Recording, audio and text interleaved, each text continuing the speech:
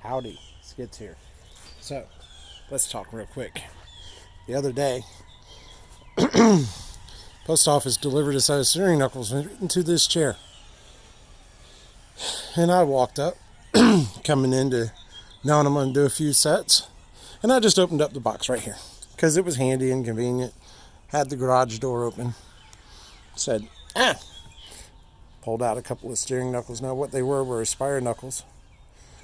And as I looked inside, I was like, nothing but Aspire knuckles in here. He didn't send me the hubs.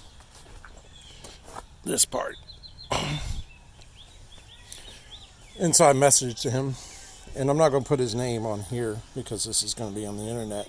He'll know who he is when he sees this. I said, hey, so I guess you didn't send me those hubs that you had the wheel studs installed on. You're going to do that yourself.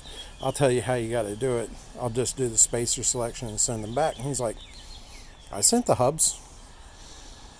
Uh-oh. So I get to looking. Gotta make sure you can't see that. And I noticed the box looking a little beat up. I'll flip the box over to this side, and that's looking, there's a lot of tape. And there's a big hole with priority mail tape where it's gotten ripped up.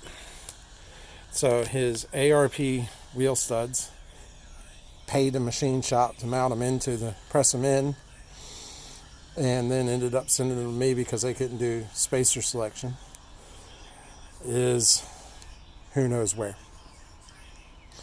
So I always suggest that people tag with return addresses, my address and the address that they're shipping from, everything that goes in the box, just to be on the safe side. And that's not a guarantee that it'll make it there, but it might help. That didn't happen this time. Now what I'm doing for him is the post office is covering the first $50, and he's something like $82 out of pocket. $82 in, the $50 insurance, and I split the other $32 with him. None of the shipping that he paid for, because everything I do, shipping is on the buyer. Unless we're doing warranty work. That's a different story. So I thought it'd be a good idea to show how I ship them when I ship them back. And I thought we'd touch base on that real quick. And this way, in the future, anytime somebody's going to ship steering knuckles to me, I'm going to give them a link to this video. So if you're watching this, that's why I made a deal out of this. So what I do, we get a lot of Amazon because we have Prime. We have lots of cardboard around, but in this case I'm actually using cardboard that these knuckles came in from the person who shipped them to me from the other box. The boxes do get beat up. One time before this one, I had 2 knuckles show up in a big plastic bin with the box from falling apart. Everything else, and we're talking about something like 67 different times I've had knuckles shipped to me, and obviously me shipping back most of those times. I have not had anything lost. This was the first time lost, so I want to try to keep that to the only time anything gets lost. You see this tag with the number 2 on it. We use these tags here, especially if we're doing more than one set of knuckles at a time. We had 3 come in at the same time frame, so we wanted to make sure we were keeping track of them all. Just put a big 1, a big 2, 3, 4, 5, 6. And then on my note sheet, I've got it noted down. 2 is so-and-so's driver's side, passenger side, whatever. Anyway, what I do is I'll rip up some cardboard. In this case, I've got a piece down here that comes up along the side to reinforce it on the bottom. And I go anywhere where it's touching, and I folded up some cardboard and reinforce that section of the box right there where that's touching. See where this is touching? 2 Aspire knuckles will fit inside one large priority box. Barely. It bulges a little bit. They take it. It ships. It's fine. 1 Festiva steering knuckle, because they got the rotor. So if you're shipping Festiva ones or Capri ones with the rotors attached, with the captured rotor, you're going to need 1 box per knuckle. With the Aspires, we can get away with 2 in 1 knuckle. Barely. And if you're really worried about it, it's probably the safest to ship them together, 1 in each one. But the main thing that you have to do is make sure they're not going to move around. That's what packing materials are for. And I like to take the boxes, some cardboard, and I sort of fold it up, bend it up, ball it up, do different things with it, and pack it around these knuckles everywhere they're touching, and try to get it everywhere. This is going to be stronger than, I mean, packing peanuts are actually amazingly strong and really effective for what they do, and I do sometimes send them in with packing peanuts if I don't feel like doing this. I still do this and then add packing peanuts sometimes to fill in the blanks, fill in the small gaps, make double sure. And see, once again, I got a spot here where I'm like, if that shifts and moves, that might come up against the end of the box.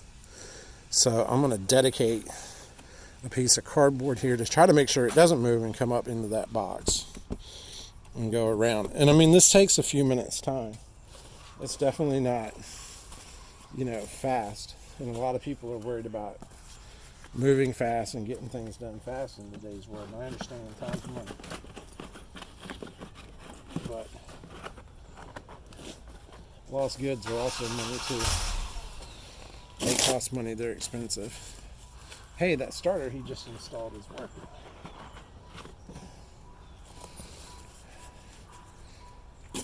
So I just take my time with it. Rip little pieces and just pack it all in all the way around.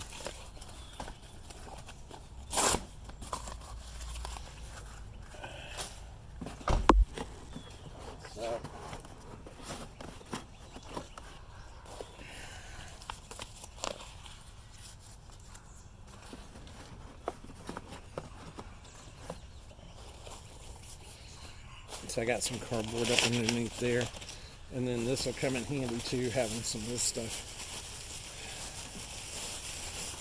And these are going back to a guy in Florida. I'll show him his knuckles got used in it.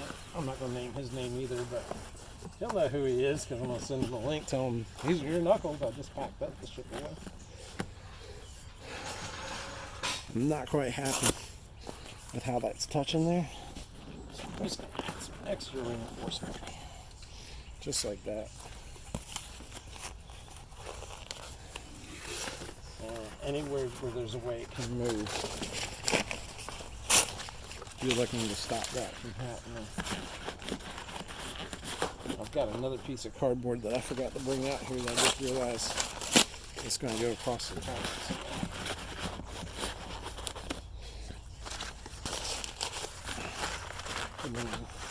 You're going to use this paper and stuff to pack in tight around it because you don't want it busting out the top. I mean, these things are going to rotate and go a lot of different ways.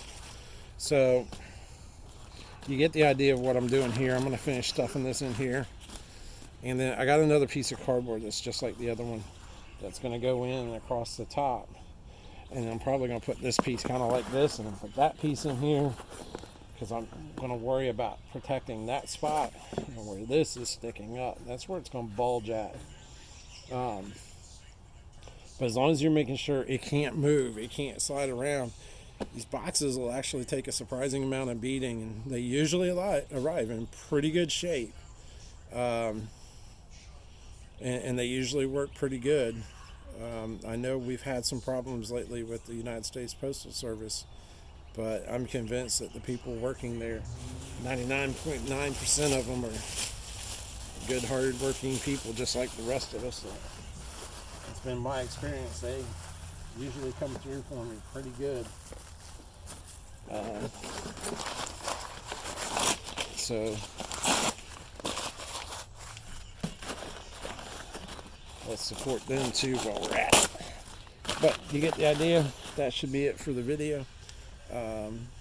This is going to get shipped out. They're going to come pick this up from my front door tomorrow morning, and they'll ship it out. And I'd be willing to bet anybody the shiny slug nickel that this arrives in a few days, and these will be just fine.